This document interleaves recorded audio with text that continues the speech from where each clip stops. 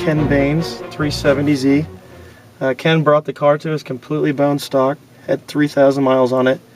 Originally he was going to get a GTR, but he wanted something he could drive daily and take on the weekends to high performance driving events, so he kind of wanted something more he can build up to do that. So he got this particular car and brought it to us. What we've done is installed a Greddy twin turbo kit along with a custom fuel system. It's got Greddy E-Manage controlling the tuning, still has a factory ECU in the car so it retains drivability, great startup. We upgraded the factory brakes, installed new rotors, high performance pads, lines and fluid, so he could still retain the stock wheels, but at the same time he can take it to the track and get the most out of the braking. It's also important to have that as well with the additional power the turbos have brought to the car. Right now it's making about 450 horsepower on 93 octane.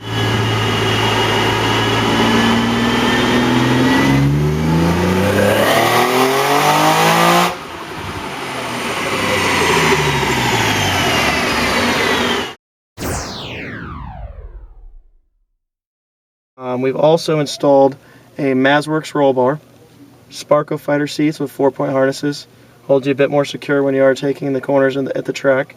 And then we've also installed a oil cooler to help make sure the oil temps stay down on these long runs. And Florida is particularly hot this time of year. Right now it's about 95 out, so the car has to be able to perform, both in the winter and summer environments here in Florida. Go ahead, I'm going to start it up and take you guys for a quick spin.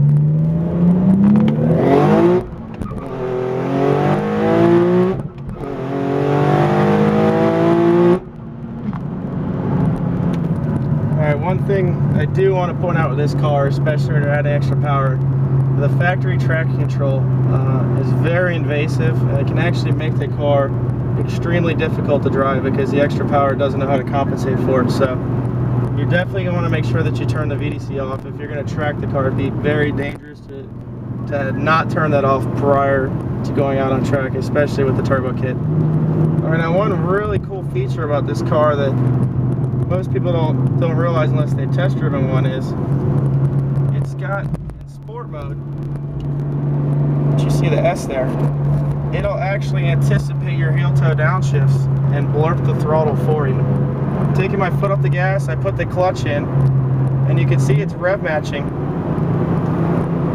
and I just let the clutch out and it's already anticipated my downshift.